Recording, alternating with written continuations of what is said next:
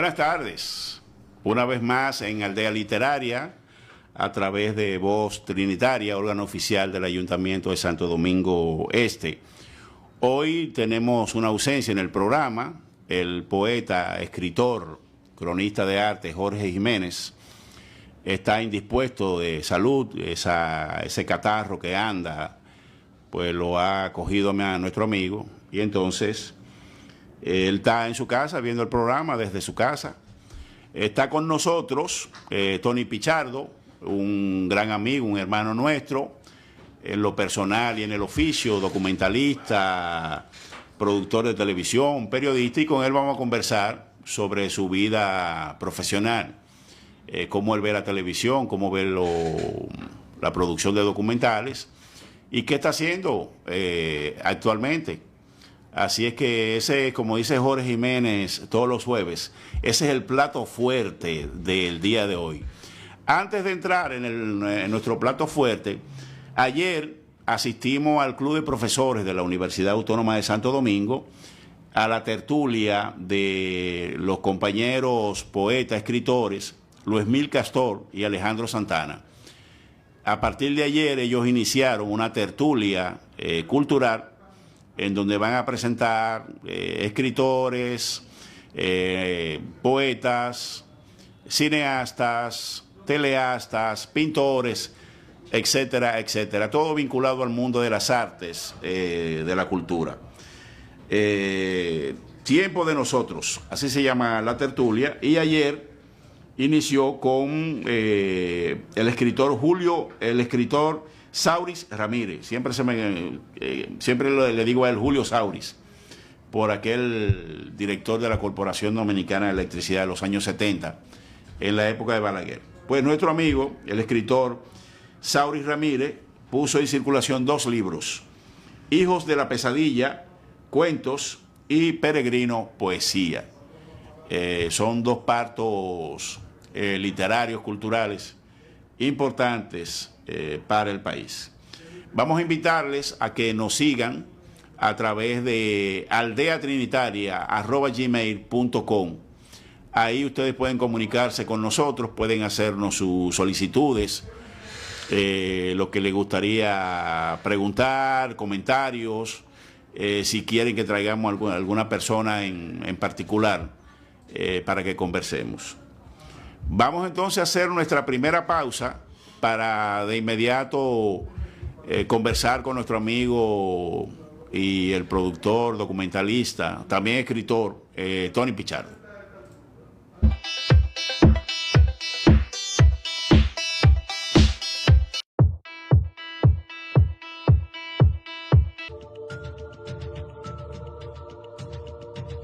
Voz Trinitaria,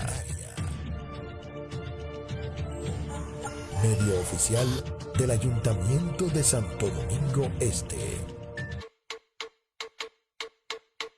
Bienvenidos a la Plaza Juan Pablo Duarte, en honor al fundador de nuestra República Dominicana, un majestuoso lugar ubicado en el municipio de Santo Domingo Este.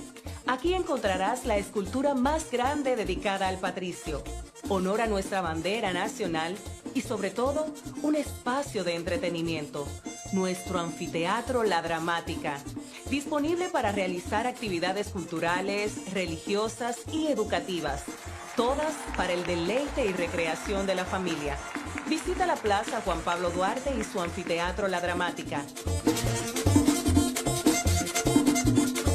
Ayuntamiento de Santo Domingo Este, ciudad justa y creativa. Desde el martes 14 de junio al jueves 14 de julio, en Santo Domingo Este brillará lo mejor de nuestra juventud. Terceros Juegos Deportivos Municipales 2022. 5,000 atletas, 28 disciplinas, en la más alta competencia deportiva de Santo Domingo Este. Del 14 de junio al 14 de julio, en instalaciones deportivas de toda la ciudad. A ganar, Ayuntamiento de Santo Domingo Este.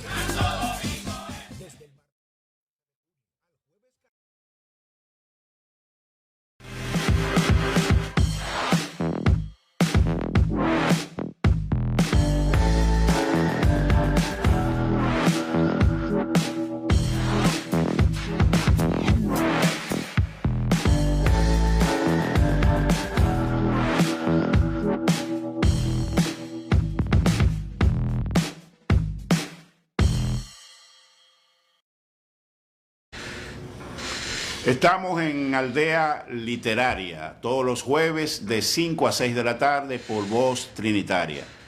Como ya habíamos anunciado, hoy conversamos con Tony Pichardo y como ya hay costumbre, leemos una biografía, en este caso filmografía o bibliografía, para que ustedes conozcan mejor de nuestros invitados. Juan Antonio Pichardo Guzmán. Tony Pichardo es licenciado en Ciencias de la Comunicación Social de la Universidad Autónoma de Santo Domingo. En 1992 publicó el libro de poesías en español y creol, Antes y Después del Fuego, de Ediciones Sede. Realizó un máster en producción y realización de reportajes y documentales para radio y televisión en el Instituto Oficial de Radio y Televisión de España. Producción de radio y televisión educativa en CIESPAL, Ecuador y Colombia. Director y productor del documental Esperando la Muerte. Director del documental Chiriperas, sobre mujeres y trabajo informal para Oxfam, República Dominicana. Ha realizado documentales institucionales para la Unión Europea, el Ministerio de Industria y Comercio, el Consejo Nacional para la Competitividad, el Ministerio de Economía, la Junta Central Electoral, CESAL de España, entre otros. Tony Pichardo ha picado más que el carajo. Ha trabajado como periodista de investigación y productor de televisión para distintos programas y medios de la República Dominicana, entre ellos Nuria, La Vida Misma, Jornada Extra y El Día del destacado periodista Uchi Lora. Todos en el área de reportajes de investigación y profundidad periodística. Durante 7 años, desde su origen, fue productor del programa de Zona 5, que se difunde los sábados a las 10 de la noche por Telemicro, Canal 5 y Telemicro Internacional. Fue coordinador de la emisión estelar del noticiario Enfoque Final en NCDN, Canal 37, productor de noticias Telemicro. Tony Pichardo fue gerente de producción y contenidos de Acento TV, productor del Departamento Radio Televisión Educativa del Ministerio de Educación, director de comunicación del Instituto Agrario Dominicano. Actualmente, Tony Pichardo es presidente de Imaginando Producciones Audiovisuales. Tony, bienvenido a nuestro programa y gracias por acompañarnos. Gracias, Leo. De verdad es gratificante estar aquí, o sea, hablar, conversar con la gente sobre lo que uno ha hecho. Claro. Tony, cuéntanos un poco, ¿quién es Tony Pichardo? ¿De dónde viene Tony Pichardo? ¿Tú eres de aquí de la capital, de los barrios de aquí nuestro, o tú eres como yo del interior del país? Yo nací en un campo de Salcedo que se llama La Cueva. Son campos que colinda con San José de Conuco, Salcedo, unos campos muy bonitos que hay. Sí, claro. Que hay por ahí. Cuando tenía 11 años, me mudé a Cotuí. Por eso, hasta cierto punto, sin negar mis orígenes, yo tengo más identificación con Cotuí, porque ahí yo comencé a vincularme con las organizaciones, el mundo cultural, ingresé. Las noviecitas en la iglesia. Exacto. No, además ingresé a uno de los movimientos culturales más importantes que ha tenido el país, y vamos a llamar el país que no es la capital, que fue el movimiento cultural La Zafra. Todo un referente en esa zona donde han salido cantidad de escritores, pintores, artistas plásticos, hasta que vine aquí a la capital a estudiar comunicación. ¿Y por qué estudiar comunicación? Te hago un preámbulo. Jorge Jiménez y yo nos íbamos a inscribir en la Escuela de Comunicación Social de la Universidad Autónoma de Santo Domingo para, a través de hacernos periodistas importantes, denunciar los males que aquejaban a la sociedad de ese momento. Y entonces estábamos en la fila ahí para inscribirnos en el registro académico. Y pasó Juan Uvieres de Rosario, el sindicalista, con un letrerito que decía: estudie cine, hágase famoso. Y yo tenía la cominilla del cine, de cómo se hacían las cosas y eso. Entonces le digo a Jorge, yo voy a hacer periodismo en otro momento, voy a hacer cine. Entonces Jorge sí se quedó y terminó la escuela. ¿A ti qué te motivó a estudiar periodismo? Normalmente, cuando tú terminas el bachillerato en Cotuí, es como una cosa automática, sobre todo la gente que vamos a estudiar, que nos toca la parte de estudiar en universidades públicas, irte a San Francisco a hacer el colegio universitario, en el Centro Universitario Regional del Nordeste, CURNE. Sí, así es. Era un asunto como automático porque habían unas facilidades. En ese tiempo existía la Rosario Dominicana, la Rosario tenía unos autobuses que te llevaban y te traían, y era como normal que la gente de Cotuí fuera a estudiar a San Francisco. Incluso a hacer carreras en San Francisco, tanto en el CURNE como luego en esta otra universidad que hay en San Francisco, que se llama, creo que UNE, algo así, sí, sí, que es de la Iglesia Católica. Es de la Iglesia Católica, que la dirigía el señor presidente de la diócesis, sí, de Jesús Moya. Eso. Entonces yo salí de Cotuí a hacer el colegio universitario sin perspectiva de qué iba a estudiar.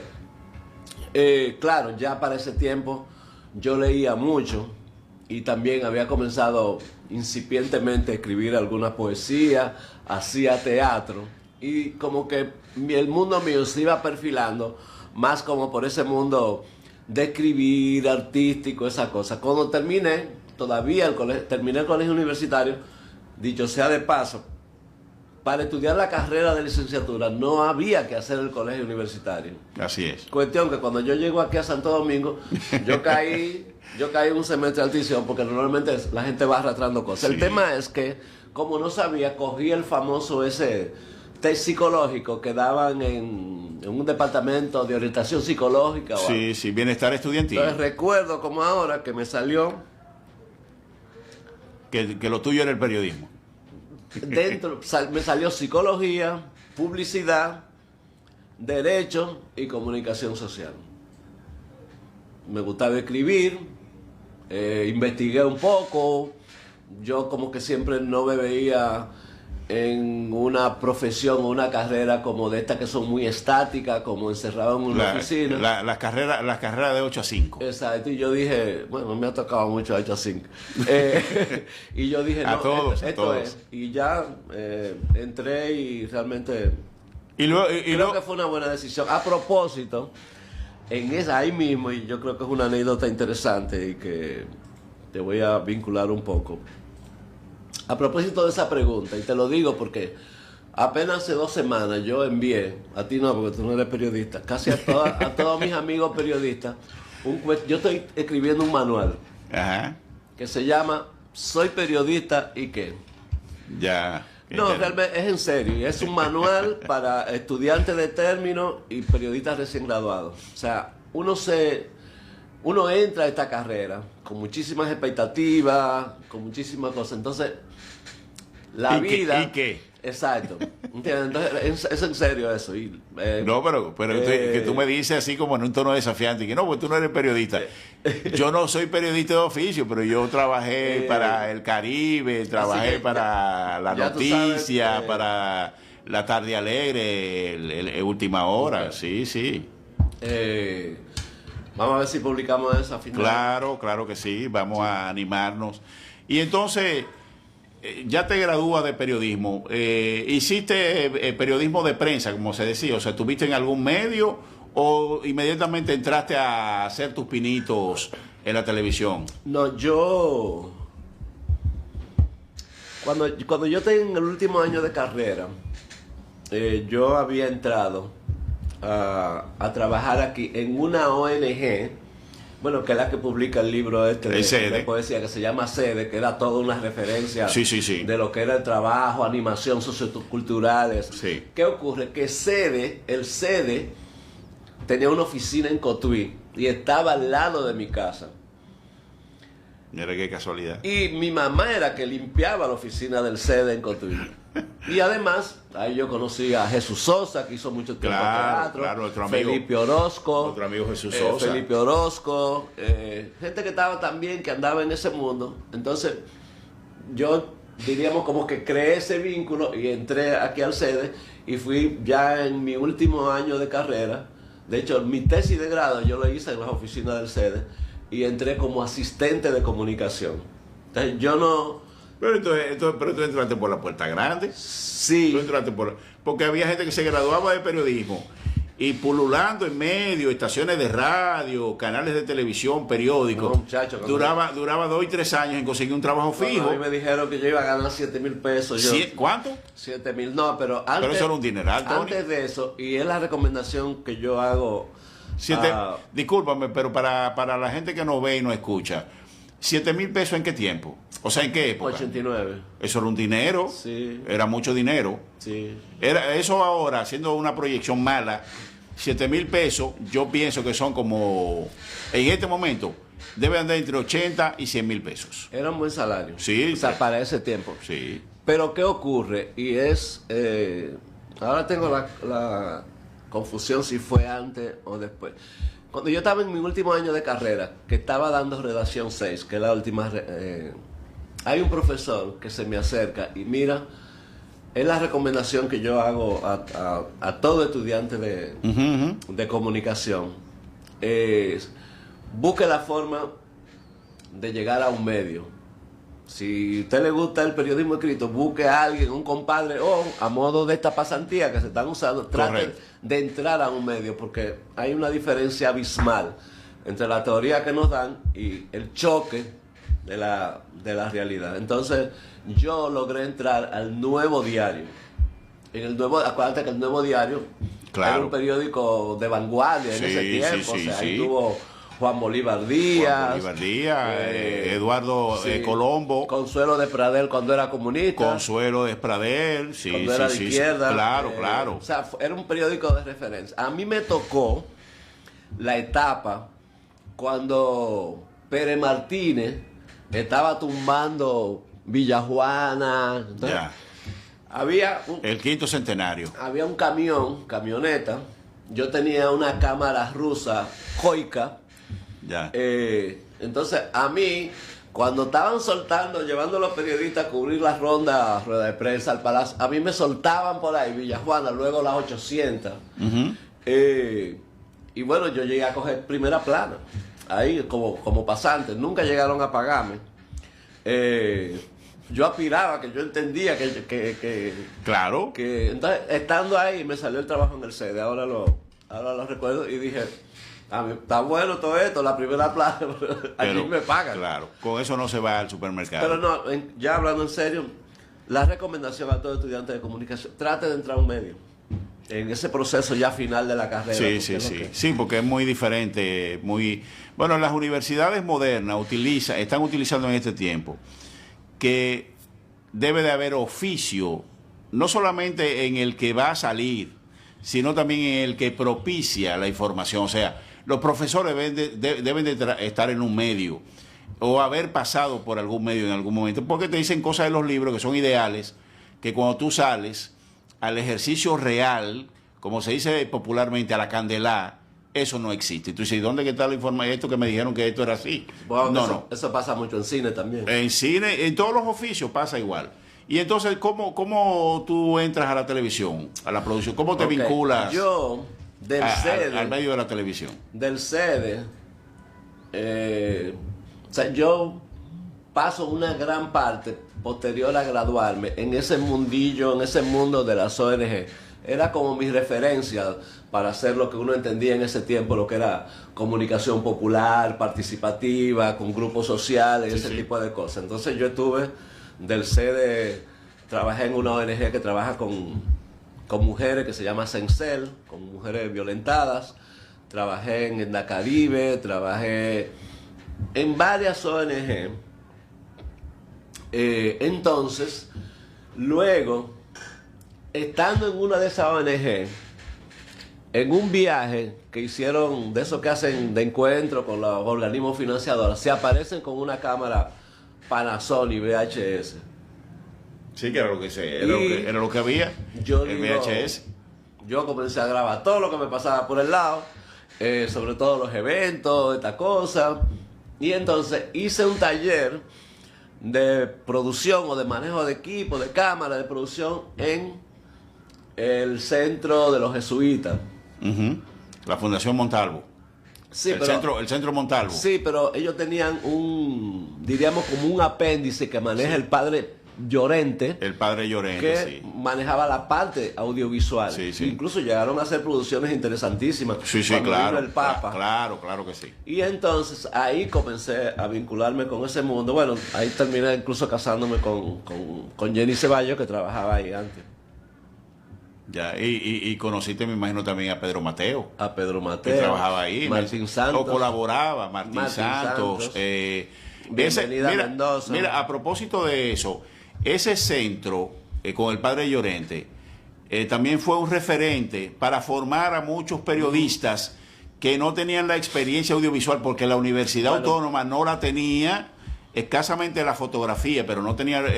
y como tú dices, tú tenías que vincularte a una pasantía o a que un amigo te invitara a un canal para tú ver. Y sin embargo, este grupo de los jesuitas, el padre Llorente, tenía mecanismos a través de la iglesia para formar a muchos jóvenes que, como tú, son la gente que hoy en día está haciendo producción audiovisual. Bueno, a mí honestamente me marcó, porque a partir Sí, de sí. ahí todo lo que yo hice ya fue en el mundo audiovisual. Yo nunca he trabajado en un periódico.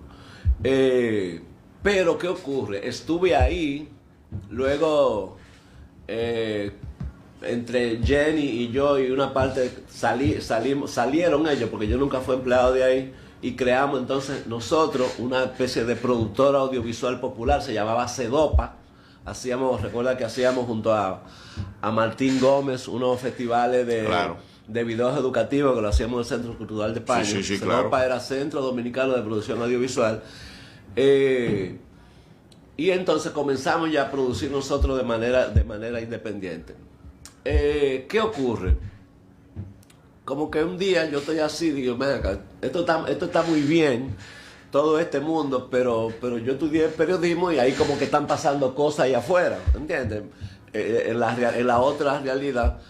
Y mi hermano Milciade, Milciade Pichardo, que ya trabajaba en Telemicro, me lleva, dice, pero mira, me lleva donde Dani Alcántara a Telemicro. Yo recuerdo que le enseñó unos trabajos que yo había hecho. Entonces, yo entré al departamento de prensa, pero fíjate que la importancia de uno manejar algunas cosas. Yo no entré como un periodista regular a Telemicro a cubrir fuentes. Yo cubría una fuente si faltaba, para que se entienda lo que es fuente, venir aquí al ayuntamiento a ver que hay noticias, al Congreso, a lo que son lugares fijos donde se generan informaciones. Sino que yo entré a hacer series de reportajes con un tiempo incluso que tenía, y entonces se pasaban de manera simultánea durante una semana. En ese tiempo había explotado aquí en el país, bueno, ya estaba, pero comenzó como ese momento que era el tema del VIH-Sida. Sí. Y recuerdo que una serie de instituciones, bueno, el tema es que yo gané un premio con una serie que hice sobre VIH-Sida, y luego como que ya uno fue creando como una referencia de que eso era lo que a ti te gusta. O sea, la gente no me identifica a mí como un periodista de periódico, sino como un periodista del mundo audiovisual. Tony Pichardo, entonces tú vienes de sede, entras a la parte del padre Llorente que ya hemos hablado, entras luego a Telemicro. Siempre tú has estado vinculado al reportaje de investigación, al documental. Nunca, digamos, a programas de magazine, de corte de entretenimiento, me da la sensación de que tú siempre has estado vinculado al hecho del documental, el reportaje de investigación. ¿Por qué? ¿Porque te tocó esa suerte o tú lo querías así? Estando en Telemicro. Sí, pues tú entraste en Telemicro y ya podías tener, qué sé yo, hasta tu propio programa. Sí. No te rías porque... pero Georgie Castillo, Georgie Resuelve, tiene su programa. Yo conseguí una beca para ir a estudiar a España. Cuando eso, ahora es Centro Cultural de España, antes tenía otro nombre, estaba la señora Ana Tomén, creo que se llama. Sí. Ana Tomén, se iba a decir Ana Torroja, pero esa es la artista Ana Tomén. Bueno, el tema Ana es que Tomén, habían unas becas que se ofertaban, yo fui, apliqué y entonces fui a estudiar a España. Era un curso sobre producción, guión, realización, producción de reportajes de radio y televisión. Sí. Ahí en donde se estaba dando ese curso, paralelamente también se estaba dando un taller de investigación. Y diríamos que yo participaba, aunque no oficialmente, participaba de simultáneo. Y bueno, ya era como algo que me estaba coqueteando. Entonces fui a ese, que era un máster de esto que ofrece el Instituto Oficial de Radio y Televisión Española. Y diríamos que yo vine como con otro mundo de por ahí. Sí. No, uno viene con otro mundo. Vine como con otro mundo y entonces, además vine en un momento muy convulso político. Recuerdo que era el 2000, creo, y eran las elecciones entre Hipólito y Danilo. Y había todo como, sentí como mucha situaciones en el canal, en términos informativos, ya uno tenía como otra visión de la cosa. Bueno, el tema es que yo salí y ahí entré a trabajar con Nuria en investigación periodística. Y ahí te va. Y ya diríamos que ya tú dijiste, esto es lo mío. Exacto, sí. Y vamos para adelante. Con Nuria siempre ha sido una relación de amor y odio hasta el día de hoy.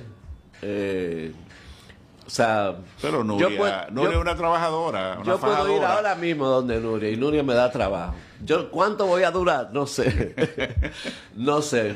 Porque Nuria tiene un carácter fuerte, lo cual a lo mejor ha sido una de las razones por las que está donde está hoy. Claro.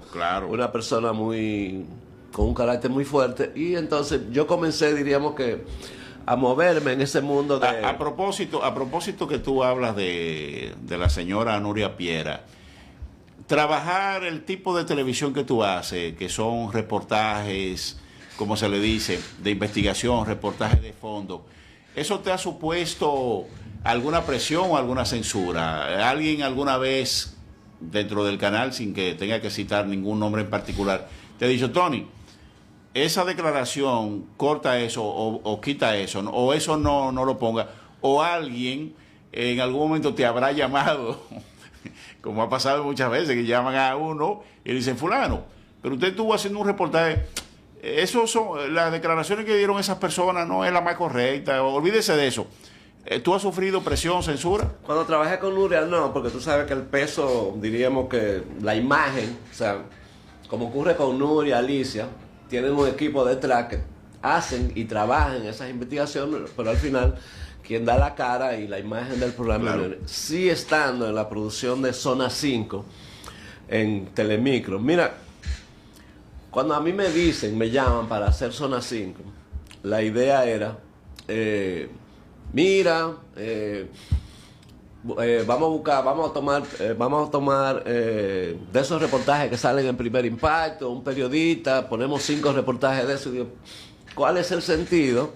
Le explico yo a la gente de Telemicro de ponernos a tomar reportajes de Primer Impacto cuando muchas veces esa gente viene a buscar esas historias aquí. Claro. Consígueme 2 periodistas y vamos nosotros, bueno, y ahí nace Zona 5.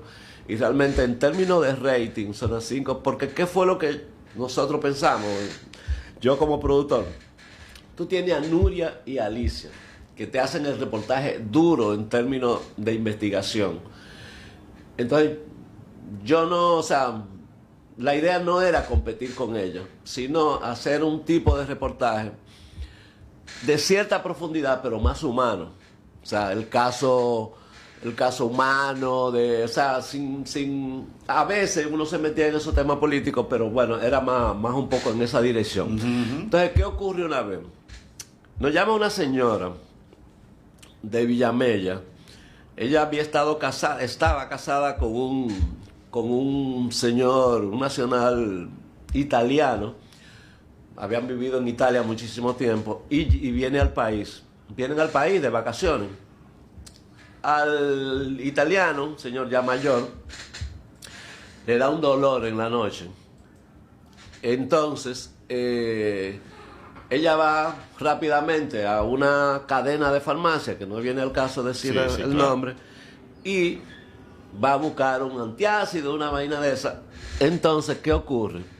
Que, según lo que yo pude confirmar con receta, envase, todas esas cosas, a lo que le dan es una cosa que sirve para el pelo, o sea, nada que ver. El tema es que el señor se murió. Entonces, tenemos el caso de esta semana, o sea, yo trato de hablar con la gente de la cadena de la farmacia, no me dan entrevistas, ¿cómo se llama? Documento todo el tema con gente, testimonios, recetas, con cosas, y nosotros tiramos una promo. El tema es, el programa salía los sábados, que un viernes me llama, una llamada, y me dice, Tony Pichardo, mira que puedes sacar el reportaje de la farmacia tal, que ya eso no va, que yo hablé con Gómez Díaz. La promo tiene 3 días, 2 días en el aire, supongo que... El tema es que yo subo para la oficina de Gómez Díaz y... Señor Gómez, ¿qué es lo que pasó? Esto... Entonces... él me dijo, hicieron la investigación, todo está claro, entonces, deben a eso para adelante. O sea, él parece que sí, que había habido una conversación. Ese muchacho está loco, yo le digo que quite eso. Exacto. O sea, se dan esos rejuegos. El tema es que fue como, luego hubo un caso con una demanda que tuvo el que fue candidato a senador, creo que ahora es diputado, fue síndico, Tonti Rutinel. Creo que tuvo un percance con un tema de acoso, algo así. Sí. Y también hubo un poco de presión. Incluso fue allá a visitarme este señor que fue abogado, que murió, Junior, el que mataron en la UAL, el profesor. Sí. Fue como su abogado. O sea, hubo esos niveles de cosas. Siempre pasa, eso pasa, y es como parte del mundo del periodismo. Lo que ocurre, Leo, y la gente que nos está escuchando, que normal, o sea, el periodista no es la noticia. Entonces, normalmente esas cosas, tú no puedes como convertirte de una información tú en el centro de atención. Claro. Que me están amenazando, ¿qué tal? O sea, Sí, porque no tiene ningún porque sentido. es parte del oficio. Señores, conversamos con Tony Pichardo aquí en nuestro programa Aldea Literaria por Voz Trinitaria. Volvemos en breve y seguiremos conversando de otros temas con Tony Pichardo.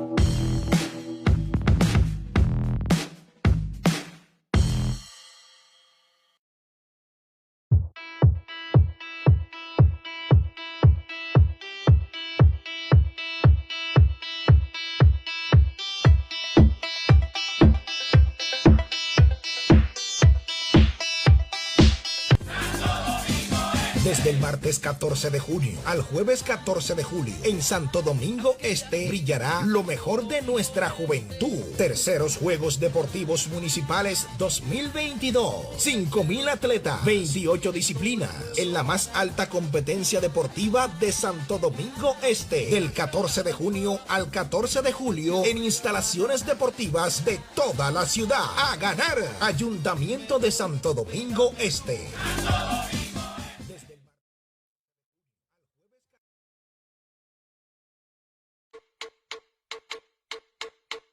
Bienvenidos a la Plaza Juan Pablo Duarte, en honor al fundador de nuestra República Dominicana, un majestuoso lugar ubicado en el municipio de Santo Domingo Este. Aquí encontrarás la escultura más grande dedicada al patricio, honor a nuestra bandera nacional y sobre todo un espacio de entretenimiento, nuestro anfiteatro La Dramática, disponible para realizar actividades culturales, religiosas y educativas, todas para el deleite y recreación de la familia. Visita la Plaza Juan Pablo Duarte y su anfiteatro La Dramática. Ayuntamiento de Santo Domingo Este, ciudad justa y creativa.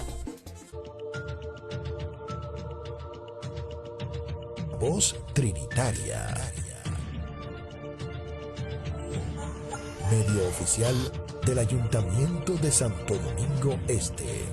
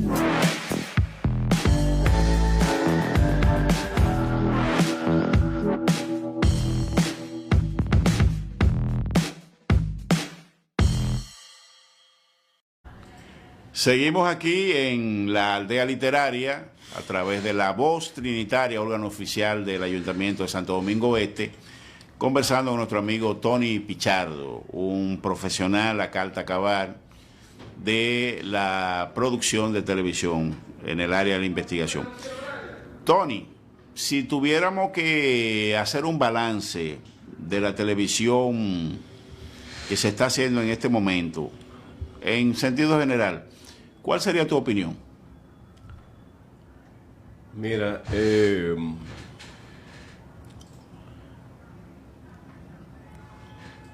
hay una, ahora mismo, lo primero que hay... Tu silencio y tu duda dice más que lo que tú me vas a decir a lo mejor, pero bueno, adelante.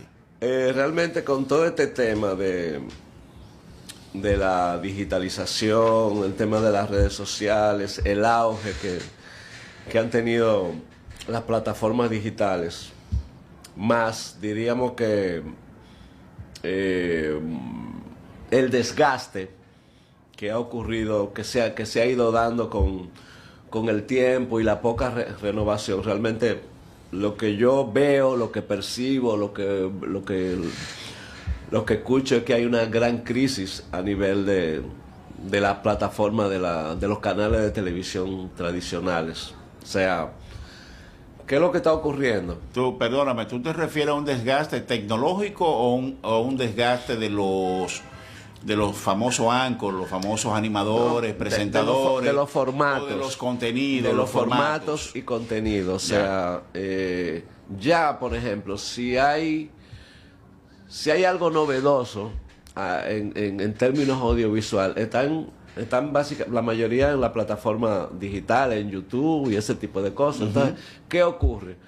Que la publicidad está emigrando grandemente hacia esos lugares. Entonces, ya en vez de pagarle a una publicitaria muchísimo dinero para que haga un super comercial de 30, 35 o 40 segundos, ya eso no tiene esa relevancia en función de lo que son las plataformas digitales. O sea, un muchacho, una muchacha de estos llamados influencers, de esta gente que tienen mucho seguimiento, muchos seguidores, ya un programa como el de Santiago Matías, salvando el tema de los contenidos y ese tipo de cosas, y otros que hay.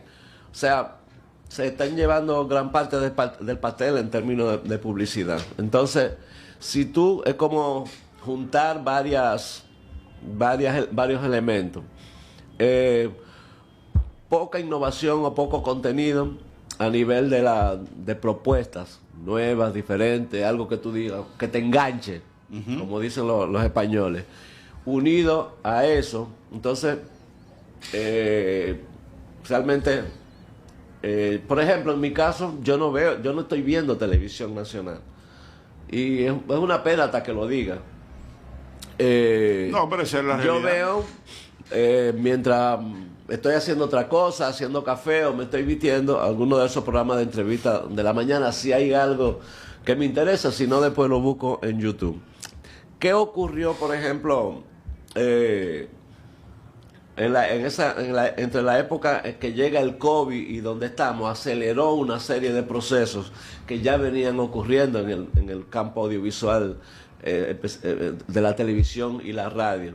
Entonces, todo eso que ya se estaba diciendo, es como el anuncio de viene el lobo, viene el lobo, viene el lobo, pero nunca se puso atención, llegó de golpe. Claro. Y el lobo fue el COVID, donde tú no podías juntarte con nadie, donde tú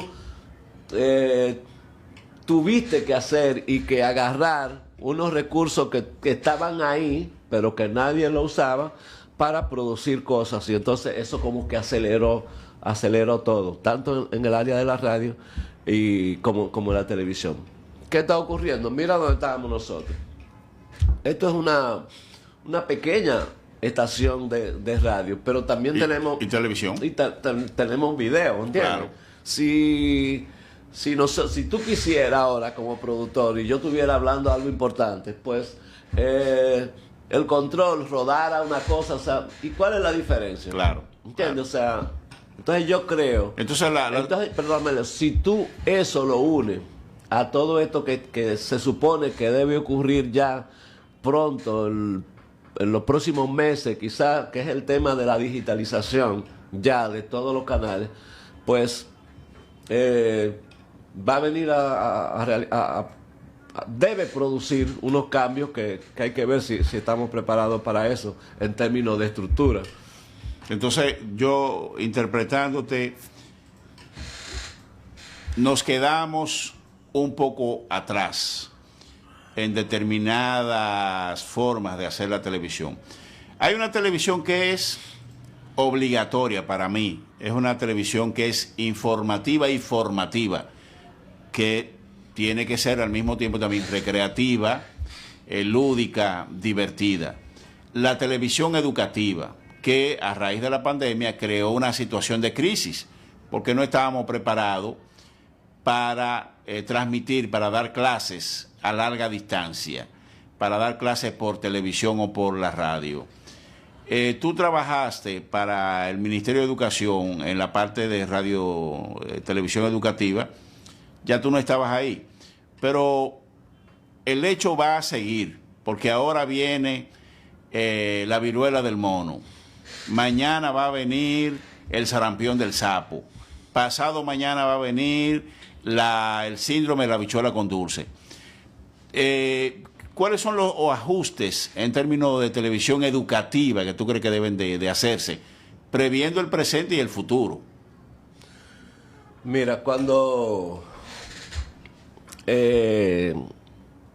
llegó lo del COVID, que todavía aquí formalmente no se había cerrado las escuelas, pero que sí todo apuntaba a que el año que seguía iba a ser prácticamente virtual. Yo recuerdo que escribí un artículo en el periódico El Día, donde yo hacía una propuesta. Bueno, no era una cosa de los... Yo recuerdo el artículo. Era un tema en base a experiencias que estaban ocurriendo en otros países, y como uno siempre está leyendo de esos temas y ese tipo de cosas, que era que en ese momento el Ministerio de Educación, incluso porque era un asunto de Estado y de salvar el año escolar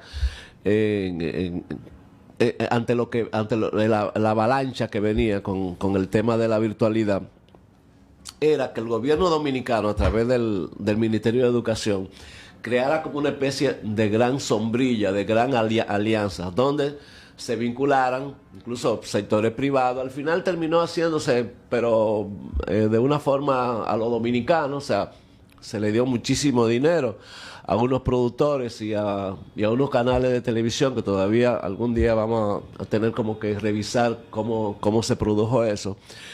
Se produjeron unos contenidos a la carrera, pero toda esa parte de lo que es la estructura de un departamento que tiene el Ministerio de Educación, que pertenece a medios educativos, que se llama Televisión Educativa, se quedó un tanto rezagada, se quedó relegada. O sea, se suponía que en esa coyuntura era el departamento, era el área que debió regentear, que debió... La columna vertebral.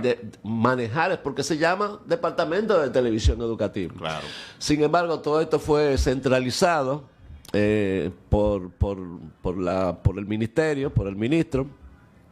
Y entonces, como siempre, aparecieron productores, se le dio estos programas, todo muy rápido, y se produjeron en casas particulares, de productoras particulares. Poca preproducción y planificación. Exacto. Se logró salir el año escolar. Yo tengo 2 nietos que viven en Bonao, 10, 11 años. En esos días mi hija se mudó a mi casa y traímos los niños para acá. Y yo recuerdo este tema con esta clase, o sea, yo no sentía esos niños haciendo una conexión con esta clase. Sí, o sea, claro. Honestamente, después de rogarle o de prometerle que tú lo vas a llevar a algún sitio, tal cosa, ellos se sentaban un rato ahí, pero yo creo que en algún momento va a tener que evaluar el nivel de aprendizaje de ese proceso, esos contenidos y la inversión que se hizo. ¿Y por qué uno se pregunta? Ya la pandemia bajó a niveles manejables. ¿Por qué no se sigue trabajando con el mismo entusiasmo en hacer una televisión educativa sin la necesidad, sin la presión de la crisis sanitaria, de la crisis económica o de la crisis que fuera? ¿Por qué no se sigue trabajando en eso? Uno se hace esa pregunta. O sea, ahora mismo el Departamento de Televisión Educativa, de Radio Educativa, del Ministerio de Educación, debería de emprender una serie de proyectos y de planes, y uno como que no lo siente Mira, de esa manera. Yo pienso, Leo, que de la forma que se ha manejado ese departamento, que ahora creo que ya es una dirección, o sea, yo no he sentido por las personas que los ministros que han estado ahí han puesto a dirigir, que como que sea de un gran interés. Porque se supone que si tú tienes un departamento que tú entiendes que es muy importante, pues tú debes colocar a una gente que tú entiendas que conoce el tema, pero las personas que han dirigido eso en los últimos años no tienen que ver nada con ese tema, caen ahí por un tema político, coyuntural, y los resultados se han visto. O sea, ahora mismo el Televisión Educativa tiene un canal, una frecuencia de cable, de Claro, y no hay una programación. Después de muchos años. En un momento a mí me dio la impresión que el ministro Navarro, y cuando Miguel Medina que conoce de la televisión, tenía un canal y es un hombre de la comunicación audiovisual, tenían cierto interés en desarrollar eso. De hecho, a nivel de infraestructura crearon unos espacios interesantes, pero nunca se pudo estructurar una programación, y después uno se da cuenta que los intereses eran otros, había un tema electoral por el medio, y entonces tú terminas bailando esa música como en otros ritmos, y tú sin llegar a entender qué es lo que está pasando.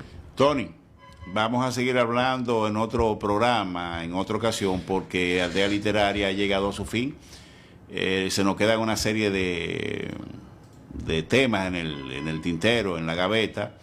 Y a ustedes darles las gracias por la atención que nos dispensan en Aldea Literaria, jueves de 5 a 6 de la tarde. Estaremos el próximo jueves con otra conversación, con otras personalidades, otros profesionales importantes.